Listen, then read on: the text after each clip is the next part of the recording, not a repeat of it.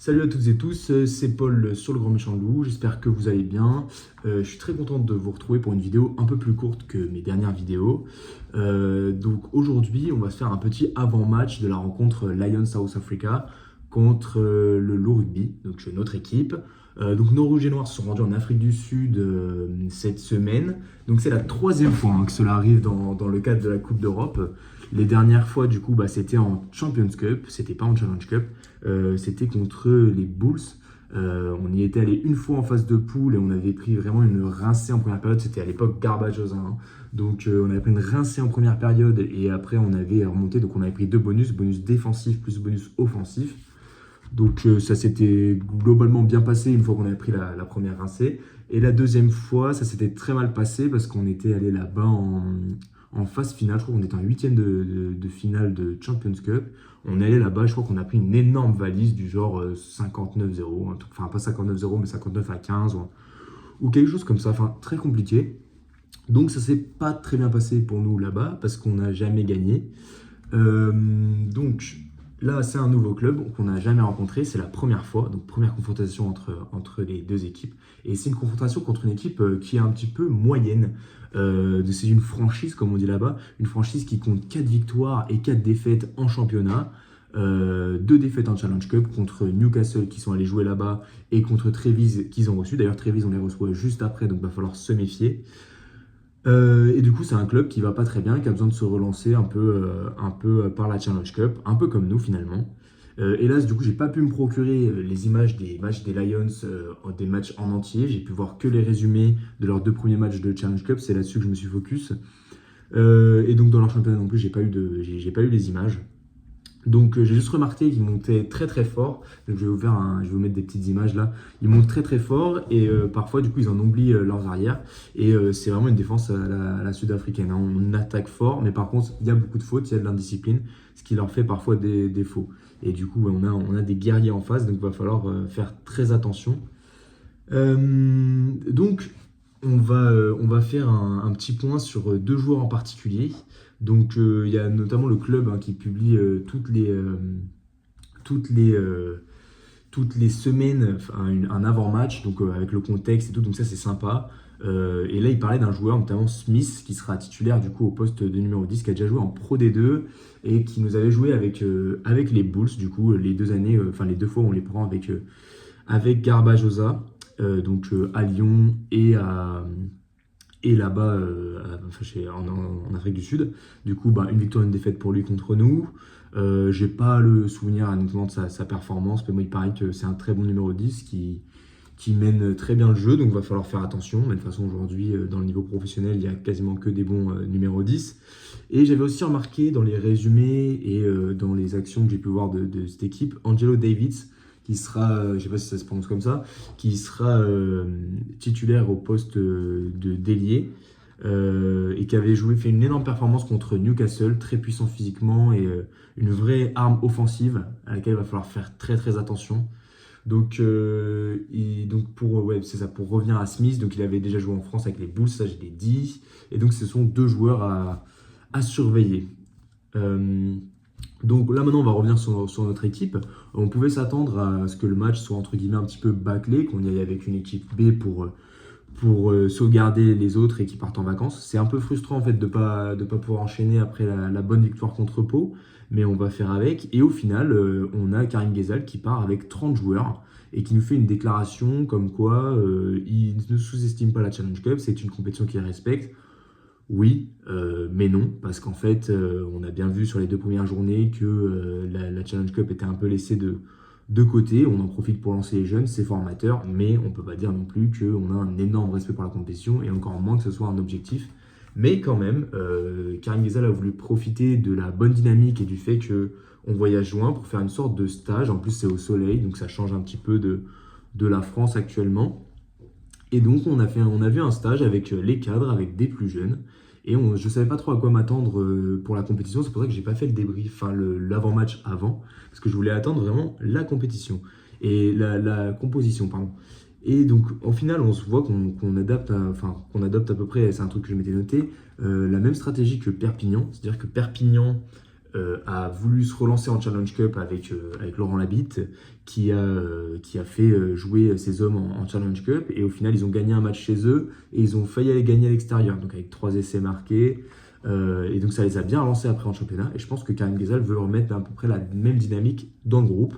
Donc voilà, c'est assez positif. Et du coup, du côté de la composition, donc c'est une composition un petit peu hybride. Moi, je pensais qu'on allait avoir plus de jeunesse que ça. Et après, au final, avec le déroulé de la semaine, je me suis dit peut-être qu'on aurait une équipe plus mature que ça. Du coup, finalement, on est sur quelque chose d'hybride. Donc en numéro 1, on a Kabesh, donc ça c'est du classique. Numéro 2, Sarah Gallet. C'est bien, il faut qu'il engendre de la confiance, des matchs, parce que pour l'instant, c'est pas ça quand il rentre. Donc voilà, Gomez ça, que je réclamais à plus voir jouer en tant que titulaire dans la dernière vidéo, donc c'est top. Gérassi, qui a signé récemment à l'Aviron Bayonnais, donc ce sera bien de le revoir, ça fait longtemps qu'on l'a pas vu sur nos terrains. Félix Lambé en numéro 4, désolé, j'ai pas fait dans l'ordre. Félix Lambé, donc très bien. Et là, surprise, et là, j'ai cru qu'il y avait une erreur. Mais non, j'ai vérifié plusieurs fois sur plusieurs sources différentes. Mais Deliance, numéro 6 et capitaine. Donc, je sais pas trop ce qui s'est passé dans le vestiaire. On le saura peut-être pendant les conférences de presse ou quoi. Mais Deliance, capitaine. Voilà ce jeune espoir qui a joué, comme je le disais dans mon débrief de la mi-saison, qui a joué contre La Rochelle, qui avait été plutôt bon, sans être extraordinaire non plus, mais il avait été plutôt bon, il avait tenu son rôle, donc capitaine, et donc très, très surpris, sachant qu'on a Lambé, qu'on a Saguinadze qui a déjà porté le brassard, Bota qui a déjà porté le brassard, donc c'est assez surprenant encore une fois. Bota du coup sera aligné en numéro 8, donc ça fait du bien aussi de le revoir, il a signé du côté de Nevers pour l'année prochaine.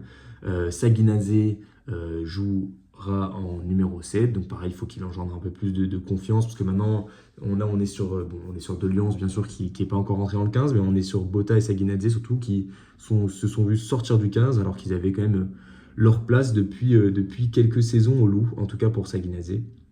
Ensuite, la charnière, on a mis Gonzalez, ça c'est amplement mérité, parce que voilà, c'est un super numéro 9, il faut qu'il prenne de l'expérience, donc c'est une très bonne idée de l'avoir mis ici. Et Jackson en numéro 10, pareil, Jackson qui est revenu de sa blessure la saison dernière et qui doit absolument prendre des minutes de jeu. Surtout que là, il est sous une grosse concurrence avec Léo Berdeux, bien évidemment, qui ne pourra pas les chercher selon moi. Et après, on a surtout Martin Méliande qui au final était venu pour jouer en 15, mais qui joue en 10 et qui fait une très bonne doublure de Léo Berdeux.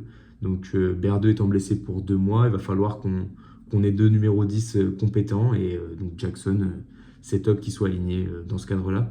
Ensuite, on a Mathiron à l'aile. Donc Mathiron qui était sur le banc et qui n'était pas rentré contre la section paloise alors qu'il avait fait la conférence de presse d'avant-match. C'est dommage. Et donc voilà, Mathiron qui sera titulaire. Donc c'est bien aussi qu'il engendre des minutes. Maracou en 12, quand je disais que le poste de 12 c'était assez problématique parce qu'on avait que Millet aligné. Là, c'est bien de tester Maracou. Comme ça, on va voir, il va toucher peut-être un peu plus de ballons, mais il pourra peut-être un peu moins faire parler sa vitesse et ses dribbles. Donc on va voir ce que ça donne encore une fois. Parisien en 13, donc Parisien, c'est vrai que ça fait longtemps qu'on l'a pas vu jouer aussi. Ça date. Et là, Mignot en 14. Donc Mignot, attention, c'est pas Xavier Mignot qui est parti pour les États-Unis il y a quelques mois maintenant. Mignot, c'est notre Charlie Mignot, donc notre espoir qui avait déjà joué, qui avait déjà fait 1 ou 2 apparitions en pro, mais qui refait son apparition ici et c'est top. Il a joué notamment avec la tournée avec les France U20, donc il est prêt et hâte aussi de le voir à ce poste-là. Tchapchet en 15, donc ça c'est top, c'est un classique, ça fait plaisir. Il faut aussi qu'il engendre quelques minutes parce que vu que là Gabin Laure est sur le retour, il aura peut-être un petit peu moins de jeu. Ensuite en numéro 16, on a Marceline, donc qui remplacera Sarah Gallet, donc on a 2 talonneurs qui ne sont pas très expérimentés et donc c'est peut-être ici que ça a pêché déjà que les touches pèsent, les touches peinent depuis le début de saison. J'ai une petite appréhension là au niveau des touches pour ce match. Jérôme Ray du coup qui sera aligné aussi en numéro 17 en tant que finisseur. Mahalo en 18, donc voilà pareil, espoir qui est déjà apparu plusieurs fois et qui fait toujours des plutôt bonnes apparitions. Il me semble que sur le match de Challenge Cup à la maison, il avait marqué son premier essai, si je ne fais pas d'erreur. Guillard en 19, donc ça voilà, c'est surprenant de voir Michael Guillard jouer ce genre de match. et faire ce genre de déplacement quand on sait toute la charge physique qu'il va avoir en plus après avec le Six Nations. Allen en numéro 20, Barré en numéro 21, donc ça va être intéressant de revoir Barré. Et donc on n'a pas Sanson dans les finisseurs, alors que pour moi il a fait 2 très bonnes entrées contre Newcastle et le match qu'on avait joué à domicile contre Newcastle et contre les Dragons. Donc voilà. D'ailleurs, depuis tout à l'heure, je crois que je dis les Dragons, mais c'est les Lions. Hein. Les Lions de South Africa. Donc voilà, après on a Vai Nicolo qui joue en numéro 23. Donc là, pareil, surprenant de le voir aligné dans ce genre de match. Donc voilà, j'ai fait mon petit débrief de la compo. Et voilà, je vous laisse réagir à tout ça en commentaire si vous avez envie. Ce sera un plaisir de discuter de tout ça avec vous et je vous répondrai avec plaisir. Allez, ciao!